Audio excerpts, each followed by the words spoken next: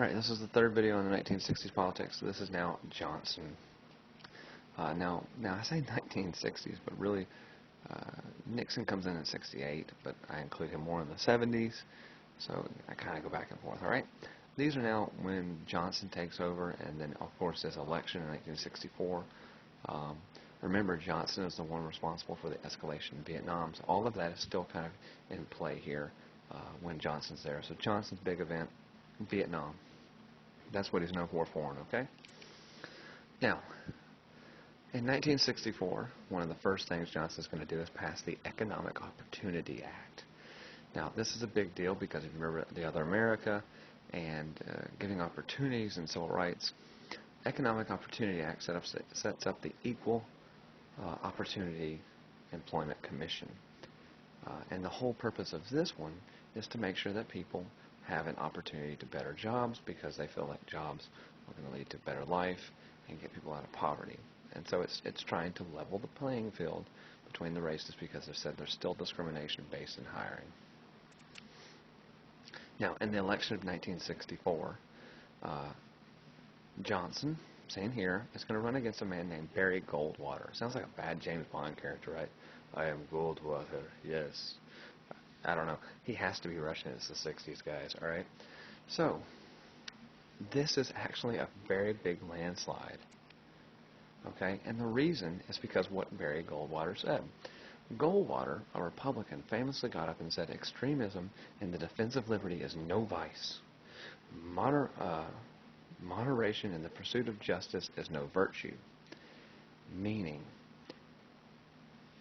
layman's terms, and the way everybody took it, okay?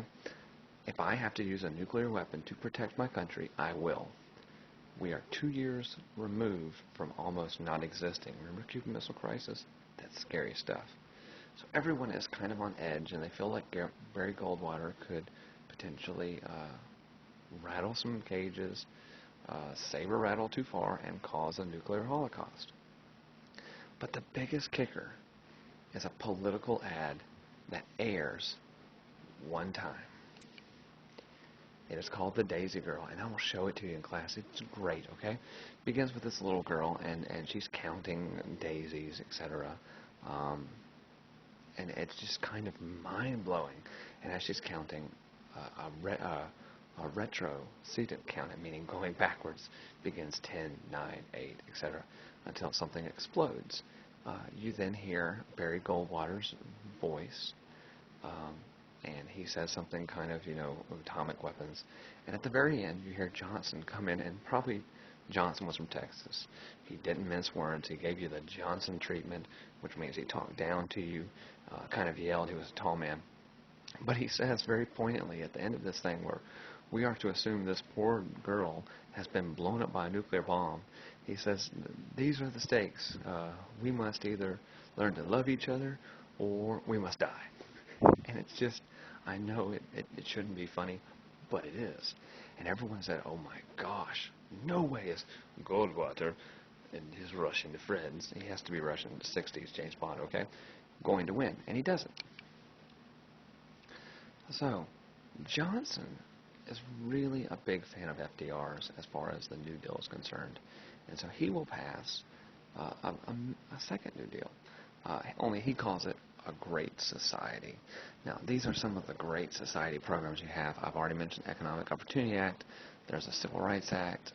There's an Elementary and Secondary Education Act.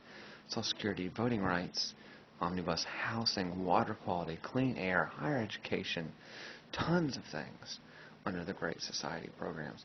This is the second most sweeping reform movement or change movement in U.S. history, second only to the New Deal.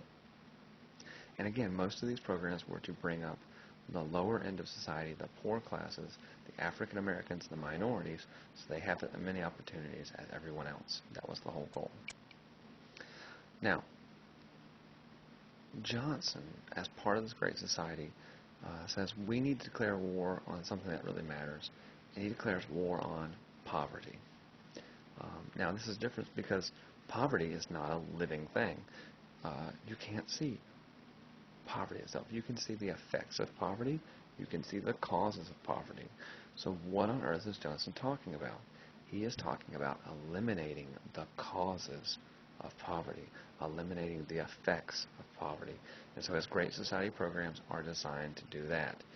Get more education opportunities, get better jobs, get better housing. People are going to live better, okay?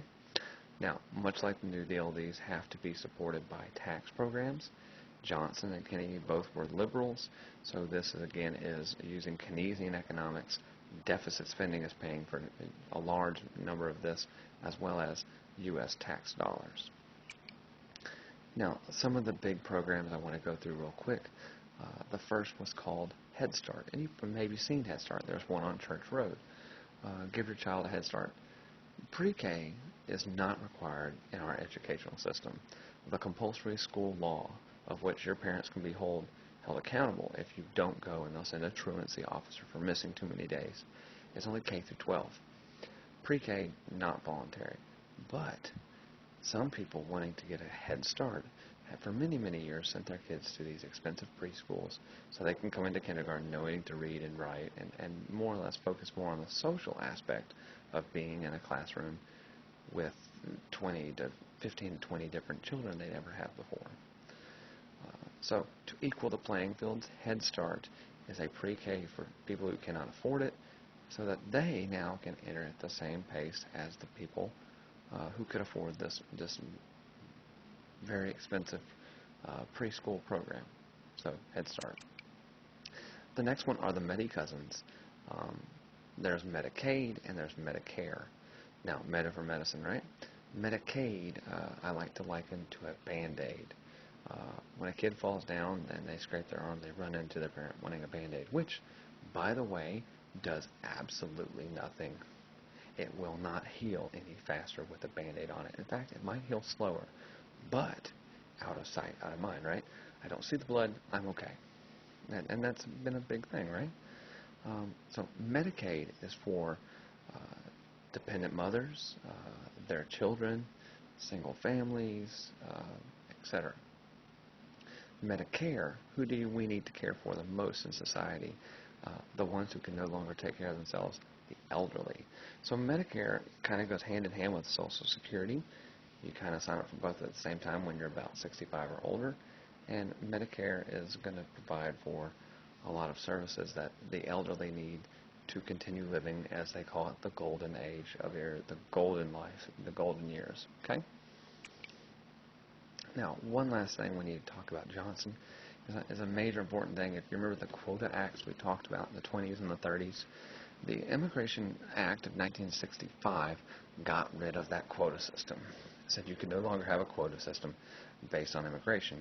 And it's here at this point that a lot of undocumented immigrants begin coming to this country in high numbers from developing countries such as Cuba and India and Mexico and China and places like that. Now, why? Again, going back to this open policy of immigration. Now, this immigration thing always comes up every year in election things. It's always a hot button issue. Everyone says they're always going to fix it. But currently, our law really hinges on this Immigration Act of 1965, with a few changes that President Bush dabbled with in the 2000s, which we'll cover. Okay? So that is it for the 1960s politics. The next video is actually the Warren Court cases, which many of them were in the 1960s, and so that one's a little bit different. So hang on, because we've got a lot of stuff to talk about in that one.